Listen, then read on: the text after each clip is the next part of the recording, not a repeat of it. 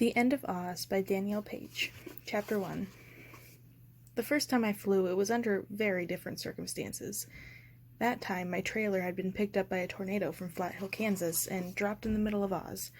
Now I was being hoisted up into the sky by a flying road of yellow brick with Knox and my old enemy turned new friend Madison Pendleton, zipping away from a battle with the Gnome King, who showed up unexpectedly when Glamora turned out to actually be mostly, her evil twin sister Glinda, and had opened a portal back to Kansas. The Gnome King wanted to take over all of Oz, and he apparently needed my shoes, which were originally Dorothy's shoes, and which, as far as I knew, weren't turning me evil the way Dorothy's second pair of shoes transformed her into a super evil, bloodthirsty, homicidal tyrant. Okay, so it's kind of complicated. Like, really complicated. Believe me, I know. I'm living in it.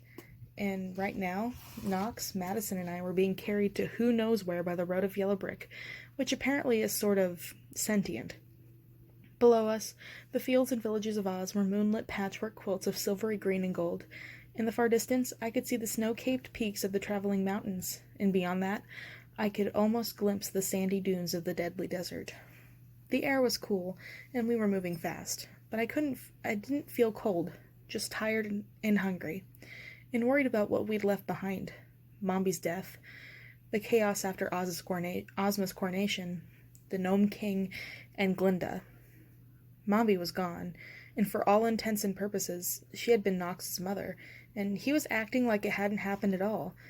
The bad dream was supposed to be over. I had spent the better parts of months plotting Dorothy's death, with the Order to try to save the world, but the Order had a very particular recipe for her death. Dorothy couldn't just be killed. I had to take out the Tin Woodman's inky heart, cut out the lion's courage, which happened to reside in his tail, and obtain the Scarecrow's brain before I could finally end Dorothy for good. And it was done. Tin, Scare, and Lion were dead, and I had just watched a palace fall on Dorothy. It was done. Dorothy was dead, but my fight was far from over. "We have to go back," I commanded, thinking of the fight we left behind. "We can't." "But Glinda and Mombi." "I'm so sorry, Knox." I climbed closer to him on the road. "She did her duty. All of the Order knew the risk," he said. But he wasn't looking at me. He was looking at Madison, who began screaming her head off as the road hurtled forward the night. "What the fuck was that?" Madison yelled. "Which part?" She stared at me, her eyes wild. "Where's my kid? What did Assistant Principal Scranton just turn into? Where are we? Who's that?" She pointed at Knox. "I'm Knox," Knox said unhelpfully. He yawned and carefully sat down, stretching his legs and holding on to the yellow bricks. "Is he kidding?" Madison rolled toward me, almost losing her balance on the narrow road. "We're like flying on some bricks? I don't know if you noticed, but that's not possible. Where's my kid?" "I think just Dustin Jr. is safe," I said, picking the easiest question out of her barrage. At least she'd stopped screaming. "You think?" "His dad caught him," I said. "I'm sure he's fine, and the Gnome King is here now. So, Kansas is definitely totally safe." "What do you mean here? Where is here? Why are we flying?" "You're not going to believe me," I said, "but we're in Oz." She stared at me. "That's super not funny, Amy. And what kind of name is Knox?" Knox smiled. "What kind of name is Madison?" he echoed. "I'm not joking about the Oz thing," I interrupted hastily. Madison was looking at Knox, sort of like she wanted to eat him, or murder him. I knew the feeling. Madison looked around. She looked up. She looked down at the landscape flying by beneath us. She looked like she wanted to start screaming again, but was carefully reconsidering wasting that much energy. She took a deep breath. "Okay, Amy, cut it. Seriously, what's going on?" "You're in Oz," Knox said curtly. Madison looked back and forth between the two of us. "Madison, you're on a flying road," I pointed out. "I know it sounds totally crazy, but Oz is real, and you're in it." Madison sat down abruptly with a thump. A brick jolted loose from the road and tumbled away. "Careful," I said sharply. "We have no idea if this thing will actually hold together." She watched the brick fall until we could no longer see it. She looked around, at the pointy silver stars as they flew by, at a hooting night owl as it floated past, staring at us in startled confusion at the ground far below. She patted the road as if checking whether it was real, and then she pinched herself. "You're not dreaming," I said gently, sitting down next to her. "Are you sure?"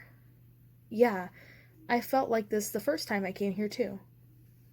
Like, the Scarecrow and the Lion and the Emerald City and Munchkins and all of that shit, it's real?" "Yeah," I said.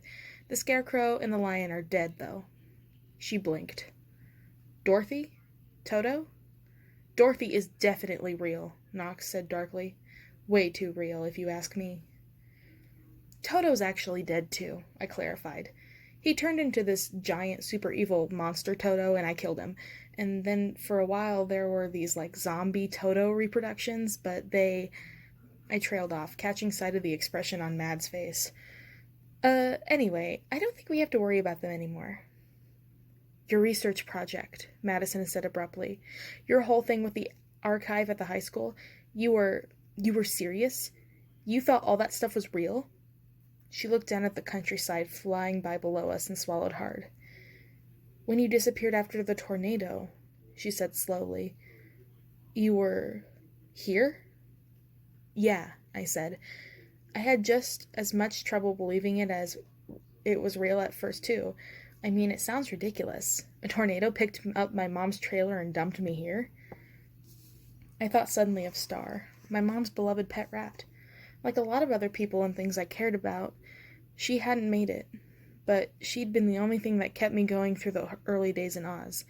The only connection I had to the world I'd left behind, and the one thing letting me know I wasn't crazy. That what was happening to me was real. Madison had nothing like that. Nothing anyway, except me. It's all crazy, I know. The thing is that Dorothy was actually evil. I mean, Dorothy's dead now, too. But the fight isn't over. We still have to clean up the mess she left behind. "Is anyone not dead?" "You know what? Don't answer that," Madison said. "Okay, let's say theoretically we're in Oz, and I believe you. How do we get home?" Knox and I exchanged glances. "I don't know," I said. "You did it before," Madison said expectantly. "You came back to high school." She frowned. "You were here and you went back to Flat Hill? What were you thinking?" "It's really, really complicated," I said. "I went back when the wizard opened this portal." "The wizard? Like the actual Wizard of Oz?" "Yeah, but he's dead too," Knox said quietly. Madison looked at both of us again. She was silent for a minute, and then she started to laugh. She laughed so hard she bent over, propping herself up on her hands. I couldn't help it. I started laughing too. Knox rolled his eyes. Finally, Madison sat up, still giggling, and wiped tears from her eyes. She was ready to listen. I took a deep breath and began. "It all started when a tornado hit Kansas about 5 minutes after I had wished to be in any place but home."